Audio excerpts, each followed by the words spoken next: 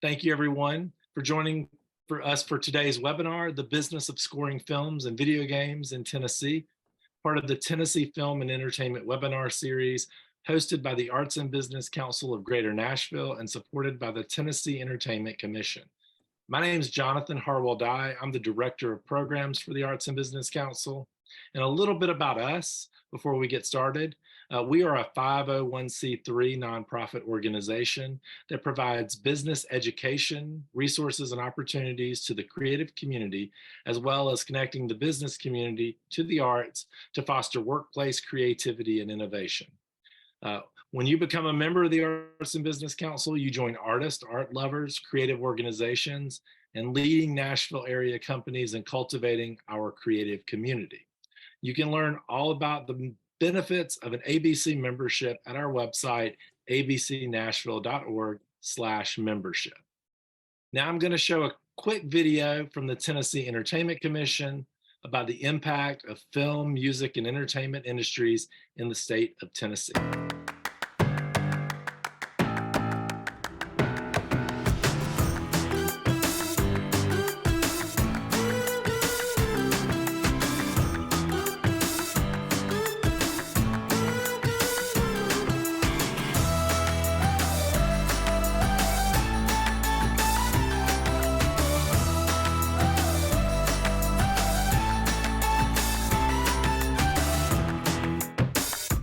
The entertainment industry in Tennessee is just enormous, and we really have the Tennessee Entertainment Commission to thank for that. So thank you to the Tennessee Entertainment Commission, not only for the work that you do to support the creative industries in Tennessee, but also for supporting this webinar series. You can learn more about the Tennessee Entertainment Commission at create-tn.org. There's also a link that's been dropped into the chat, so you can check that out as well. But Tennessee is known around the world for music, but a lot of people may not realize the level and the amount of film scoring and gaming scoring, especially, that really happens in the state of Tennessee. So today, we're going to really dig into those industries and what the business of that looks like in the state of Tennessee. You'll learn about the scope and the scale of the film and game scoring in the state, what that growth potential is, and after the conversation that we have today, you'll also have a chance for some Q&A to ask your questions of today's guests. So please have those questions ready, save those, and when we get to the Q&A, I'll let you know, and we'll have you post those in the chat, and we'll go through those and try to answer as many questions as we can.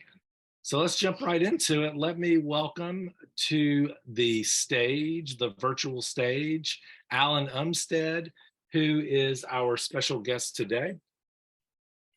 Hey, thank you. It's a pleasure to be here. Alan, welcome, welcome. So Alan, I wanted to just start off by inviting you to share a little bit about who you are and your career and your background. Do you mind telling us a little bit more about you and where you came from and how you got to where you are today?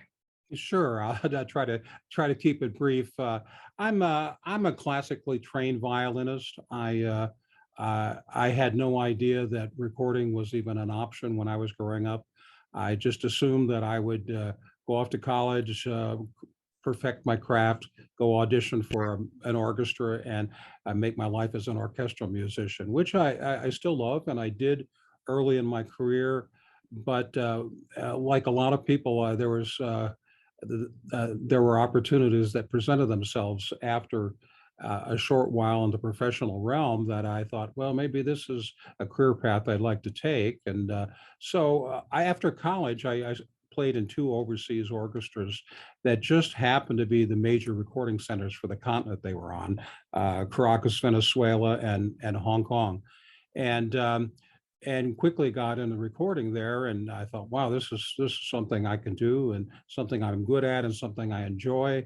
So when I decided to move back to the United States, really at that time the real only options for me were New York. I mean, not New York, but Los Angeles and Nashville. And I had just come from two incredibly big, crowded cities, and I thought, hey, maybe Nashville's a better fit for me. So that's how we moved to Nashville. Played in the symphony a few years here, but our main job was always recording. And initially, and that was quite a number of years ago. I've been here since 1983.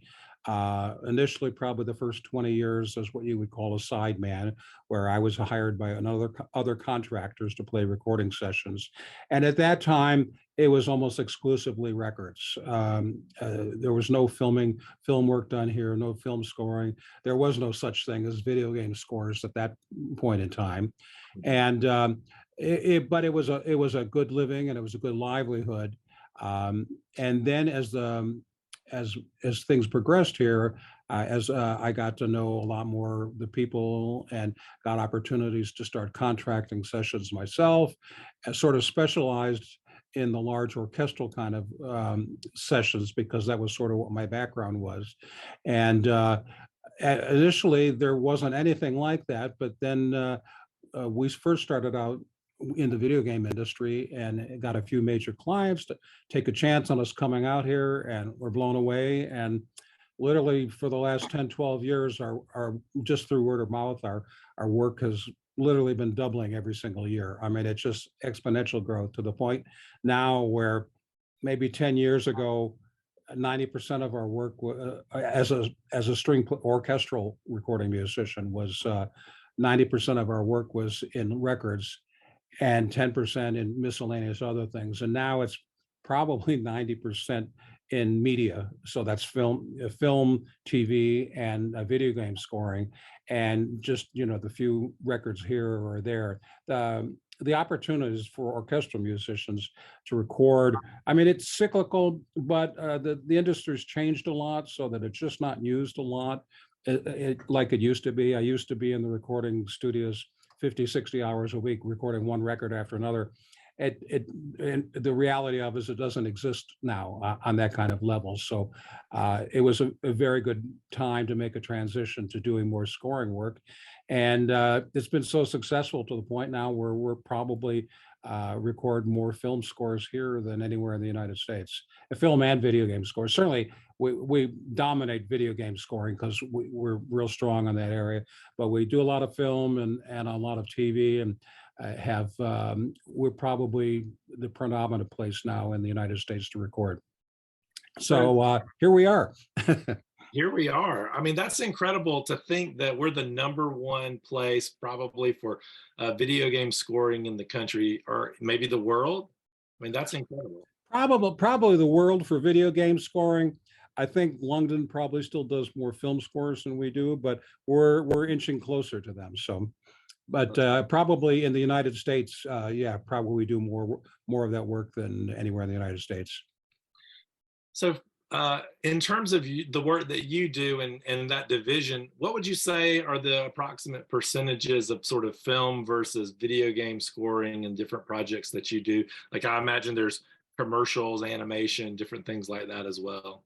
Yeah, well, I mean, like I said, it started out primarily video games, and the transition to movie and TV was a little slower than I anticipated, because I just assumed the people that compose for video games were the same people that compose for film and movie, and then they word of mouth and we'd start doing all that work. But it's sort of a totally different industry, and there's not a lot of spillover, believe it or not, between the composers in both groups. So it took us a little longer to get into film and TV, but now that we have, it's probably 50% video game work, and the rest, maybe 40% movies and 10% television.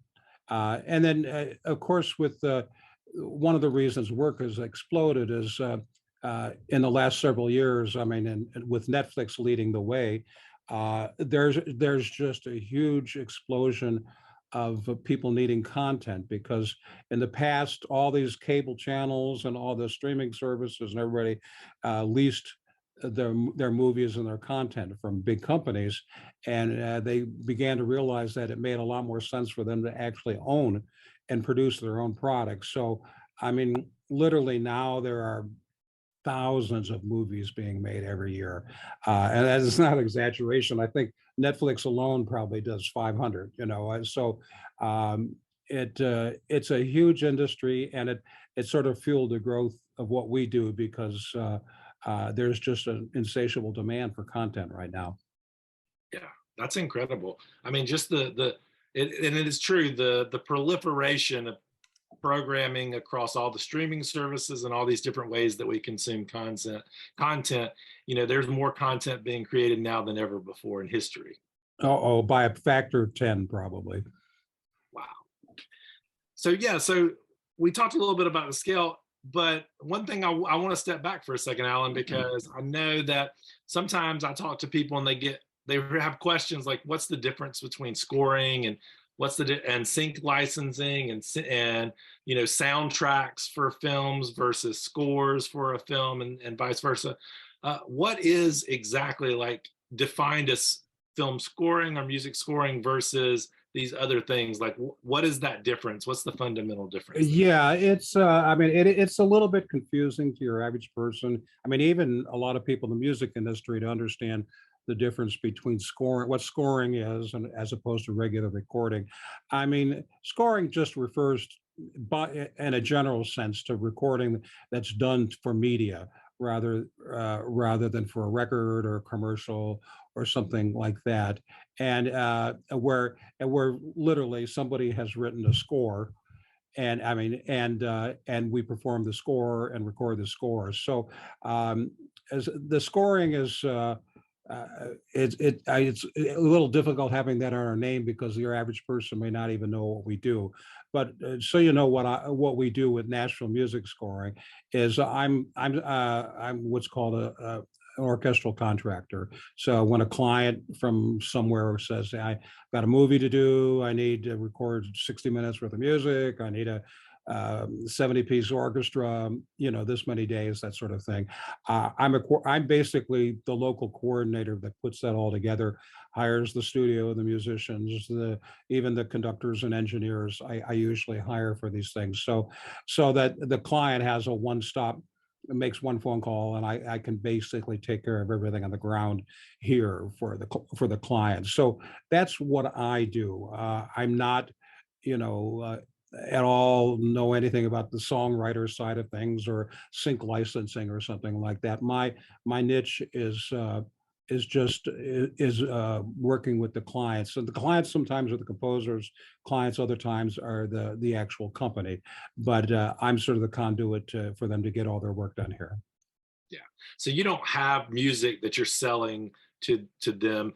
You're contracted. They have a score, and then you're performing it and recording it and organizing the performance of that and the recording of it. Exactly. And most of our clients at this point, I mean, as everybody's probably well aware, most of the major media companies live out on the West Coast.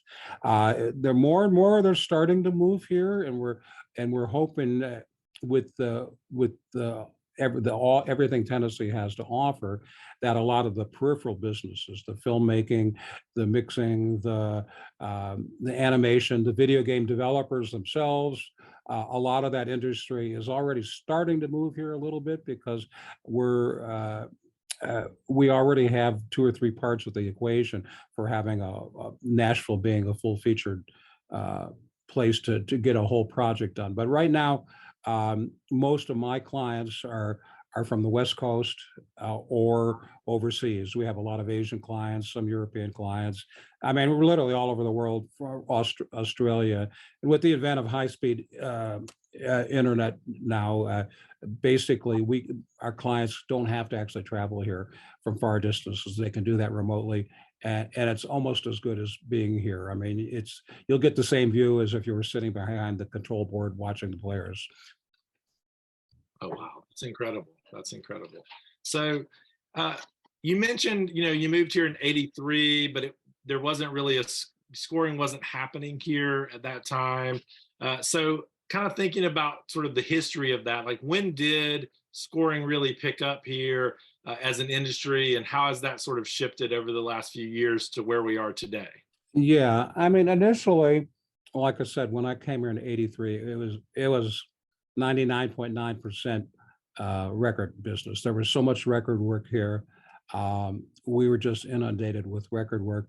But with the advent of Napster and other streaming services, the record industry became a lot less lucrative, and especially for orchestral musicians. I mean, if you have a band or something like that, um, an orchestra on their album is sort of like not a necessity. It's something that in a lot of cases they might want to have, but it's a large expense, and budgets have been cut dramatically because record sales just aren't what they were, and streaming revenue for is has not replaced, you know, the people that were selling 10 million albums that we used to have in the day. So the whole industry's changed during that period of time, and we were fortunate to see that as a group of musicians, and pivot and start offering a product that really, I mean, an orchestra, and market towards media. And it just so happened that at that time they were all looking for alternate places to record, because there are a number of issues out of the West Coast, but there are a lot of rules and regulations they have out there that were not particularly company friendly. And they were looking for other options, and we were sort of the right place at the right time. Maybe 12 years ago is probably when it really started. But before 12 years ago, I mean, maybe in the prior 50 years, there might have been one or two film scores Mhm. done in Nashville, and we do one or two every week or more. Oh, wow.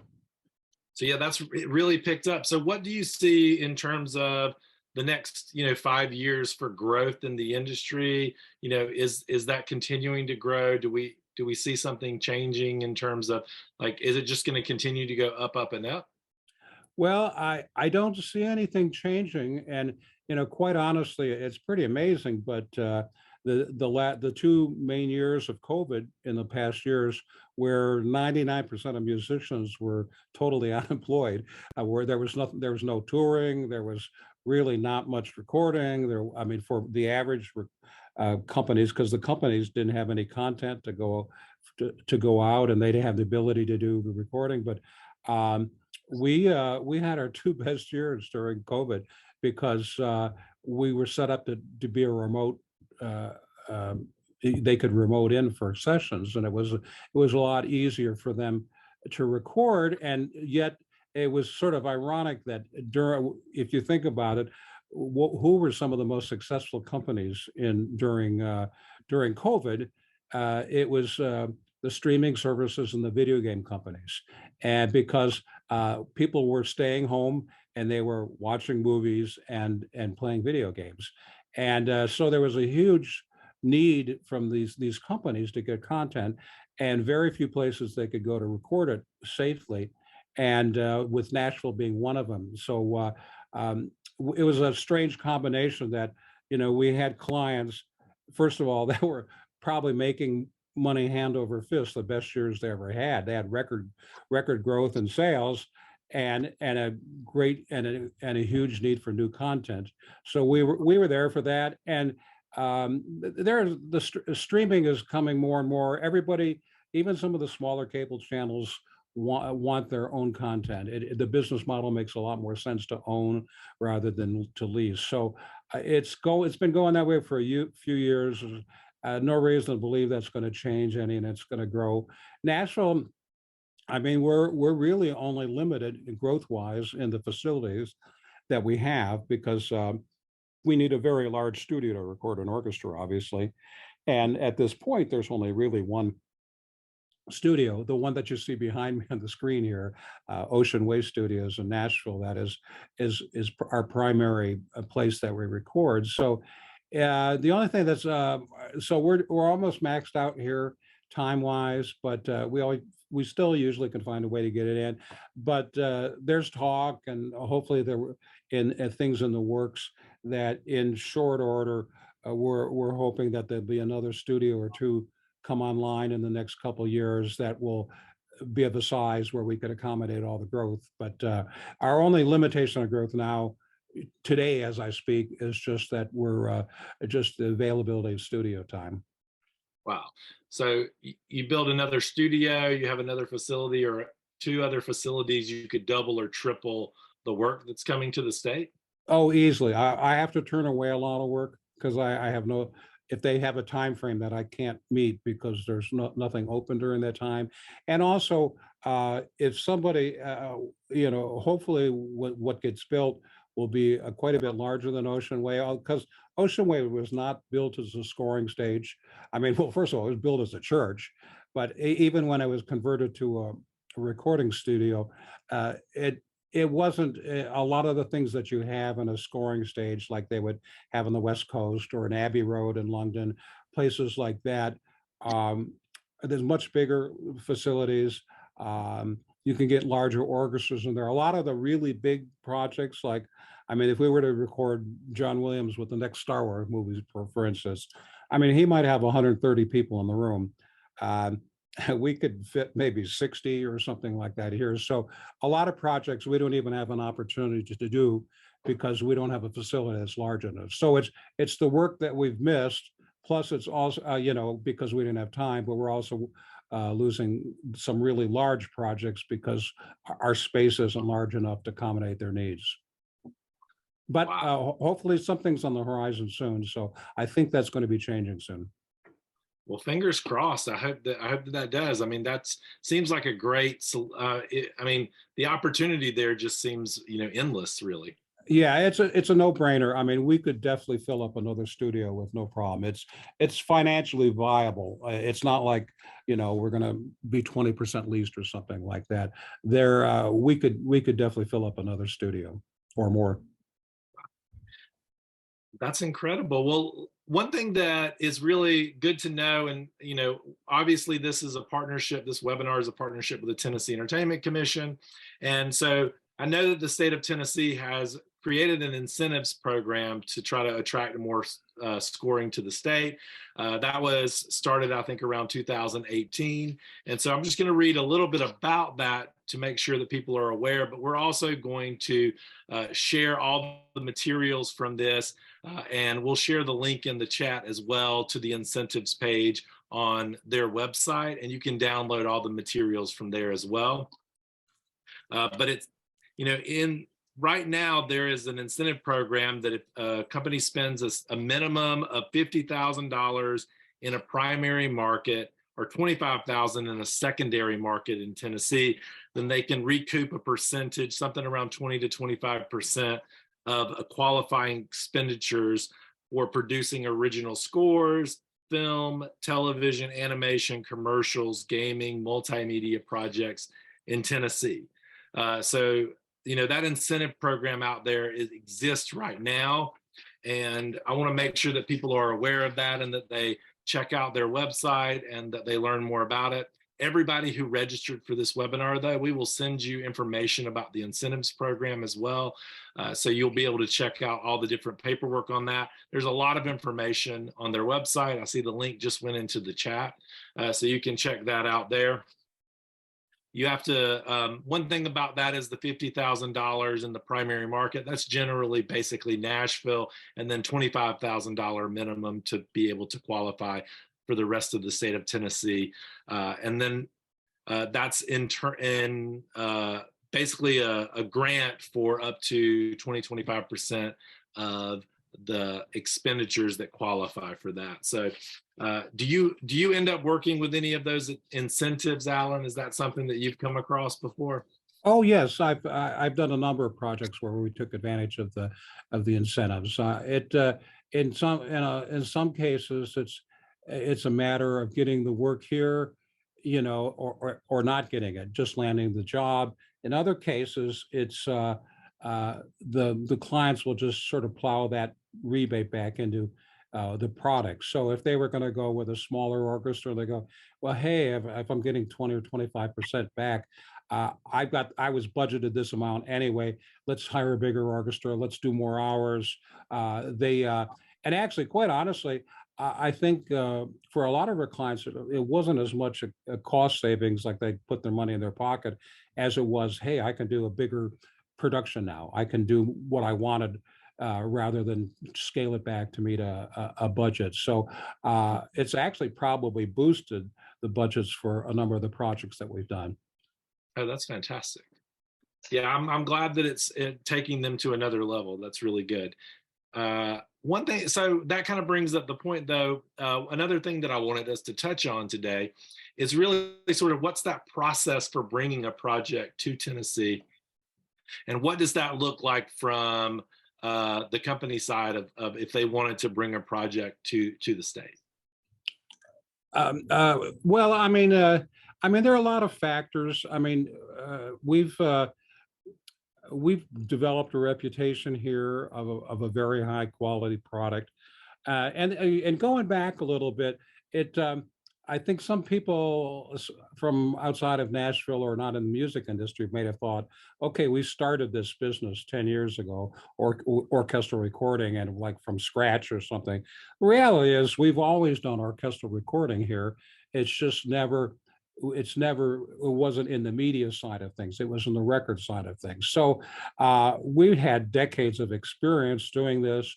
We had the facilities in place. We had everything in place. And quite honestly, really anywhere in else in the United States, except for Los Angeles, they if you wanted to record there, it would be a lot of work just to get it up to a basic level to record, and not probably on the highest level, both facility wise and talent wise. So the talent here is amazing. There's almost nothing I can't book here with top flight professionals, and a lot of things that you would never expect.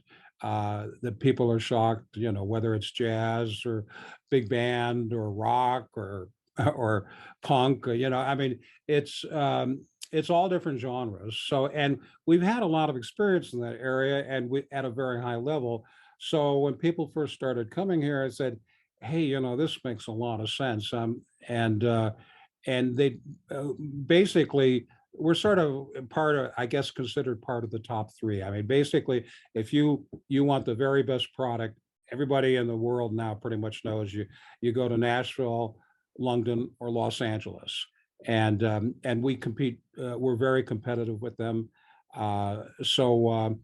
It's what's really fueled our growth. There are a lot of less expensive places to record. I mean, there are probably hundreds of cities you could record in, but we've got an incredible talent base here that they don't in a lot of these other places. So if you want your product to be the best that could possibly be, you're going to go to one of those three places. Did that answer your question? I'm sorry. I think so. I think so. Okay. I think it did. So my next question is really something so we collected questions from the audience. So a lot of the folks that are on the meeting now, they submitted different questions, and some themes arose. One of those was really questions about how to break into this industry, how to get established, how to get into film scoring and video game scoring. So what would your advice be to them in terms of getting into the industry and breaking into it? Oh, sure. So, well, I mean, of course, that's going to be different according to what part of the industry you want to be in.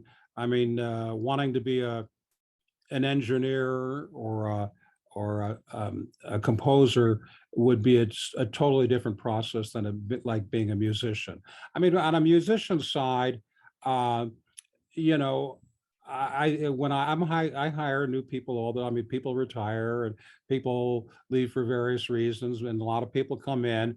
I'm primarily, for my work, primarily looking for people that have major orchestral experience, and you know, that's just sort of a basic ability. But you know, approaching, you know, well, not approaching, but I'm saying, you know, for what I prefer is like people interested in working, like for me, for instance, just send a resume, a link to somebody's playing. So you know, if I listen to everybody's audition live, I would never be able to get anything done in the week because I get a lot of inquiries. But I will check out, you know, if somebody has a link to something they did online, and look at a resume, and I can sort of, that's probably the best way to get into the musician side of things. Um, and but on the composer side, you know, being totally honest, at this point, it most of the composers don't live here. It's starting to change, and I think over the next 10 years, it's going to change a lot when we solidify ourselves as the dominant recording center in the United States. But as you can think about it, most of the major movie companies and almost all the video game, well, not I won't say that. A lot of the big video companies are based in California. So, and the interaction is between a composer is with the companies. It's not with anything that's happening here locally. So, it not that it can't be done, but most of the composers will at least, you know, uh, get their feet wet in Los Angeles, either and maybe go to one of the major scoring schools like a Berkeley or USC, and and then start maybe apprentice with somebody that who's already a composer. That's actually very common as a composer is to apprentice with somebody where you sort of learn the workflow and the craft, and it's a lot different than just writing notes on a page sort of thing. And there's a lot of things to learn, and that's how most people have gotten their way in from that standpoint. The same thing with engineers.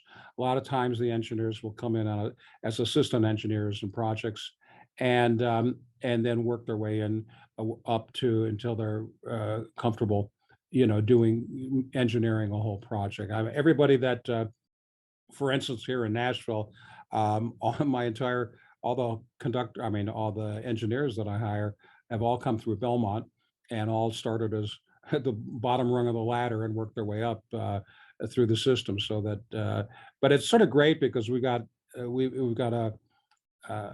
people with a lot of experience and know everything there is to know about what's going on here. So it's different. It's different from what side of the company you want to get in here. If it, but for music, in some ways, for the musician side, it's almost a little easier because if you're a really good player, you're going to get hired. I'm always looking for really fine players with that kind of background. Fantastic. And one other piece, are there organizations or groups that would be good for people to join or to network in the industry? How does that work in terms of networking in the industry? Well, yeah, there. I mean, yeah, well, certainly in the video game industry, there is. I mean, I just got back from San Francisco last week where they have the yearly Game Developers Conference. It's basically Mecca for anybody that has anything to do with the video game industry. All the composers are there, all the companies are there. It's the one place where you can go for a few days and literally see and meet everybody in the industry. So it's a tremendous networking opportunity, and you can get it all done at one place at the same time. The movie industry is a lot more fragmented. There's no one central place where all the film composers go to, or all the film companies go to. It's not set up that way. So it's a little more difficult. Um, and quite honestly, going back to just what I said just a bit earlier, the way most people get into that is to contact composers. They like their work. They're working in the part of the industry that they want to be in, and offer up their services. As so listen, I can help you out with this. I can do this. Sometimes these internships are unpaid. Sometimes they're paid, but generally speaking, it's sort of a huge percentage of the people in the business. That's how they got into it. They were interning with John Williams, and then they became there've been any number of famous composers that interned with Hans Zimmer. And then they went out and they got this notoriety, and and then Hans would let them do a little bit of music for one movie, and then they'd get some credit for this, and then they go out and they become major composers themselves. So it's more of the networking is probably, and they have smaller events in Los Angeles, and they also have smaller events here. And not that it can't be done here. And a lot of people, even if you don't want to live the rest of your life in California, um, they will just make the contacts there. Once you have the contacts, you really could live anywhere in the world. It doesn't really matter because all of that stuff can be done remotely. I know any number of composers like live in a little cabin up in the 100 miles from anywhere in Wyoming. It doesn't, as long as you've got internet access, it really doesn't, once you have the connections and you can really live anywhere.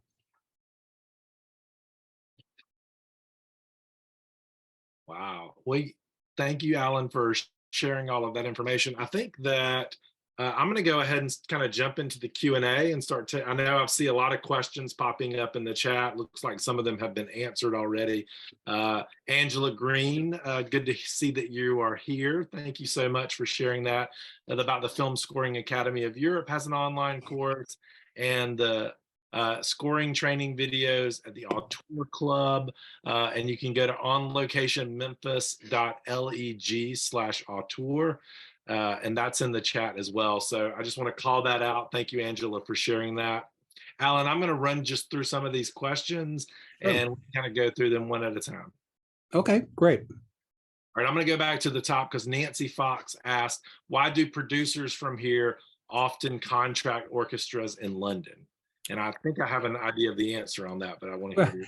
Well, quite honestly, in my humble opinion, there's, there's just, well, first of all, they're fabulous musicians and they have fabulous studios. Sometimes they go there because the studios can accommodate the size group they want and we can't. And that happens any number of times. Sometimes there's just like an aura. And most of the time when they go to London, they're recording either at Abbey Road or Air Studios. And there's just sort of a, it's sort of like, I don't know how to explain it, but there's like, well, this is like saying, hey, I played at Carnegie Hall. Well, that, would mean more to some people than, oh, I played at this hall down the street from me. And it's sort of that way with Abbey Road. I mean, it just has a little bit of, oh, well, you recorded Abbey. It's really like the same thing of saying, hey, I recorded at Carnegie Hall rather than the other place. It's people go, oh, I think it's a big deal. They're certainly great musicians and they wouldn't record there if they weren't great musicians. But in a lot of reasons, for a lot of it, just has to do with the hall. I always sort of joke, and as a musician and having my own orchestra, the orchestras get somehow when the publicity comes out, they almost get no notoriety. It's always, hey, I'm going to London to record at Abbey Road. They never say, they never say, I'm going to record with the London Symphony in London. They say, I'm going to record. Well, if you put a bunch of bad people in Abbey Road, it's going to sound bad. But it just there's just it's a lot of composers and whatever. It's just like, hey, one time in my life, I want to do a project at Abbey Road. There's just a something, we sort of joke that, maybe we got to change our name to Abbey Road, Nashville, because it has everybody in the whole world knows because of the Beatles that Abbey Road is like this historic place, and I don't even know what to compare it to, but it has a reputation, as a mythical reputation that draws people in. I mean, it's 3 times as expensive as recording here. So generally speaking, only really big budget movies are going to go there. I mean, the John Williams. I mean, John Williams recorded most of his Star Wars there. I mean, and quite honestly, if you got $200 million budget for your movie, spending an extra $1 million in London isn't a big deal. When you've got $1 million budget, it's a big deal. But when you have a 200 million budget, it's not as big a deal. So it has more to do with that, and they can publicize, oh, I recorded in London at Abbey Road, and all the pictures. You see more photos of the studio than you do the musicians. But if you put our musicians in the same room, and it is a fabulous studio, and as is there. We've done projects where half of it was done there, and half of it was done here with us. And everybody was mixing, and the composer said, I couldn't tell any difference between either one. Yeah. Ed Branding asked a couple of questions. So I'm going to kind of pop through those. The first one, he said, you said small companies prefer their own music to own their music. Large Yeah. companies not as much. Is one reason that large companies have their own libraries and small companies don't? If I said that, it would have been an error. No, all the companies prefer to own their own content, and the larger companies even more so because they have the money to do so. I mean, Netflix owns all. I mean, they've got thousands and thousands of movies and TV shows in their library. They own all of it. They don't pay any licensing fee for anything or reuse or all of these kind of residuals or something like that. They own everything 100%. Same thing with Apple Plus and Amazon and Prime and all of that. No, the big companies even more so than the small ones. A lot of times it's not financially feasible for a small company to buy out because generally speaking, you're paying more upfront to get the movie with no strings attached to it than what you might have done in the past, where you would just have a smaller amount up front, but for the next 30 years you're paying money, for the use of that property. He also asked, and this is an incentives question, I think, do companies get incentive money from this to build a studio soundstage complex, or is it limited to the creative side making the music? And Metro and Tennessee Departments of Economic Development would do the capital expenditures. So the incentive program that I was talking about is through the Tennessee Entertainment Commission, and that's specifically, I think, for the creative side. There's a project they can get a percentage back if they spend a certain minimum and they meet a lot of other requirements. We'll share the link to that information is in the chat. We'll also email out all the information associated with those incentives and a link to that website so that you can learn more about that and read about that on the Tennessee Entertainment Commission website. You can also contact the Tennessee Entertainment Commission to get specifics on that, but I don't think it would qualify for a studio or soundstage or a complex. Yeah, I might add to that also. Yes, that's absolutely correct. This program is specifically for the recording cost to record a score here. My understanding is, though, if you have a company that is looking to relocate here or maybe do some major structural things where you're building something, that many times there are state monies available, but they're totally different programs. Don't know what the qualifications are, but I mean, I think the same monies that they would have allocating for Oracle or Facebook to come here. I'm sure if it was a large company looking at making a major investment here, that there could possibly be money available, but that's not my area. But I just do know that sometimes that is a possibility. Thank you. That is a good clarification. Hopefully, if anybody on the call is interested in building a studio, definitely contact the state and the Department of Economic Development and see what you can do. I'm sure they'll be happy to talk to you. Oh, I'm sure they would. Ed also had one final question. Do you have any internships available for students, graduates from like Blair, Belmont, other schools, or people who are not in schools? Do you do internships with Nashville Music Scoring?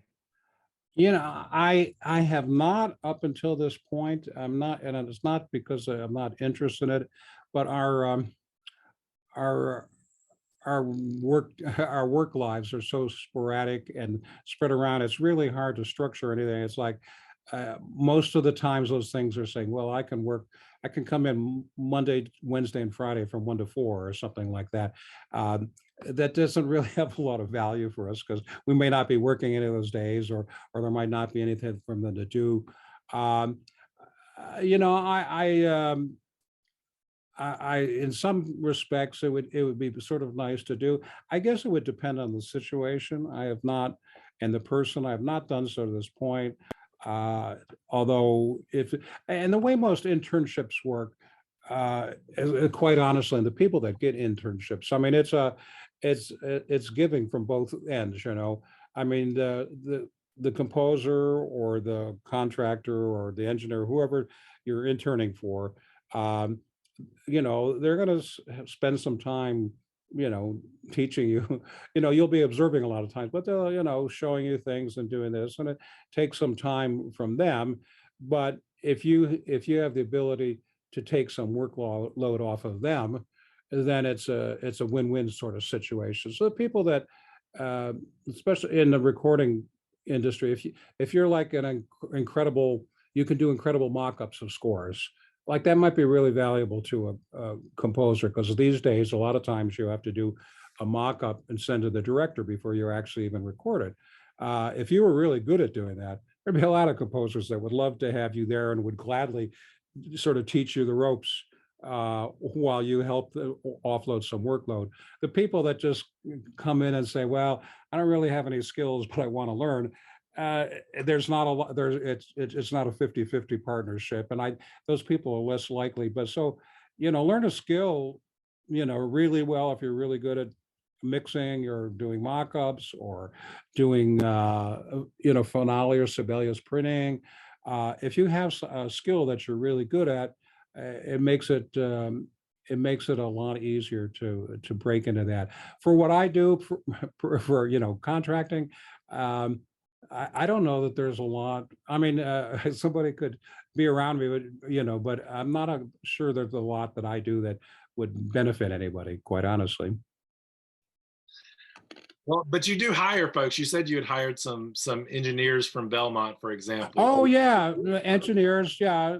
And I would suggest, if you're interested in getting into scoring, engineering for scoring, contact um, Belmont or Ocean Way Studios and say, hey, I'm interested in doing this. And they take in a limited number of interns, each year. So um, that's not handled through me. Same thing with composers.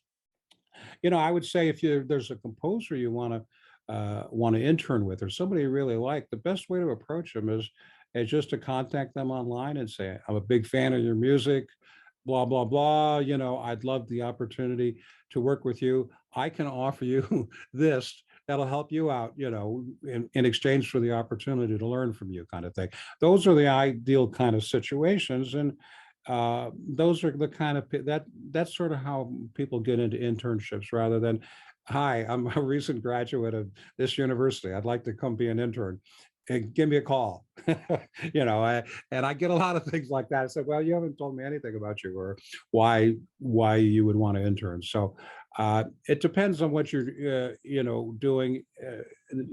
Being an assistant in a studio, major studios, the way as an engineer, interning with composers the way as a potential composer. And then there aren't a lot of jobs for contractors. So contractor really is something that you can start doing after you've been here 25 years. It's sort of like someone saying, when I graduate from college, I want to be CEO of a Fortune 500 company. Well, you don't really start being a CEO of a Fortune 500 company. You sort of go through a series of jobs and you learn all parts of the industry, and then you have the knowledge to do that. Yeah. So Brett Boyd asked, with the growing influx of game developers to Nashville, example, Iron Galaxy Studios, how highly would you value composers networking with local game developers? Would that be a benefit to composers? That's actually a very good question, and that's probably the best thing you can do. Um, there are a lot of the people I know, composers that do a lot of the major things, games now. They got their start in college, and maybe they went someplace that had a film program, and they would do the music for a student film, and then you do this short for this, and then a lot of cases. I mean, it depends where you're going to school, but if you're going to a major media scoring school like USC or Berkeley or something like that, literally, yeah, I tell, when I talk to groups from those schools, I said, literally, look around this room. I said, you may be working. There may be several people in this room that you could be working for 10 years from now. So, excuse me, getting those those relationships early on, and networking with smaller companies. But a lot of times people will hear some little short and they go, "Hey, that guy's got talent. I would like to work with, or some game, get some notoriety." So that would definitely be the thing to do. And he's correct. Have been a number of video game composers and company development companies that are have moved to Nashville or started in Nashville, and it's growing really quickly. Probably more so than the film part of things. So yeah, I'd say yeah, go for it and offer your services. Free or deeply discounted, maybe if they're hesitant. I know, I know a major composer now that went to a fledgling company and he said, "I'll do the entire score for you," which probably took him 6 months. You don't have to pay me if you don't like it. I'm not saying everybody should do that, but you know what? They liked it, and he's like one of the top composers in the field right now. Um, getting your foot in the door, uh, even if it's a small thing, and getting some things on your resume is really important. So yeah, that was a good question. All right. And Brandon Harris asked, do you have any advice on how to become a music supervisor for video games or films? Well, excuse me, I got a little bit of a cough. Music supervisor, um, that's more of a corporate kind of thing. In most cases, most of the supervisors I know worked up through the system in a major company like a Sony PlayStation or EA or something like that, and sort of work through. And I mean, a music supervisor sort of has to have a pretty clear understanding and experience in all aspects of the process. And it's for somebody, I mean, I don't know what the experience is of the person that asked the question. Once again, it's sort of like being a contractor. You don't just start at the very top when you come in. And that's sort of like at the top, and you just have to have a wealth of knowledge that you couldn't possibly have just coming out of school.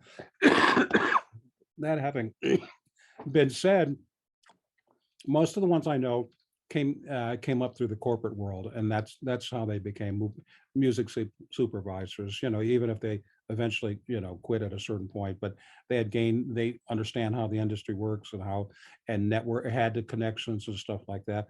And like a lot of things, I mean, the more people music supervisors know, uh, the better chance they're going to get work. All right. So I think we have time for one more question. And so Bruce Raddick said, Dear Alan, are ocean way prices to score scaled and based on film budget? No, they're fixed. Uh, they're fixed costs. Doesn't matter who it is coming here. I mean, even myself, I rent Ocean Way 150 to 180 days a year. I pay the same rate as everybody else. It doesn't matter what the project is. So no, it's there's no sliding scale here. Okay. Wonderful. All right. Well, thank you so much, Alan, for a really You're informative welcome. hour. It's been great to talk to you about this and learn all about film scoring and video game scoring, especially, you know, before we talked originally, I had no idea the scale and the scope of video game scoring in Tennessee Mhm. and Nashville specifically. It's just incredible, and I really hope that we see some more studios that enable us to double or triple that work in the area, because I think the growth is just huge for the state. Yeah, we could definitely do that. With more facilities.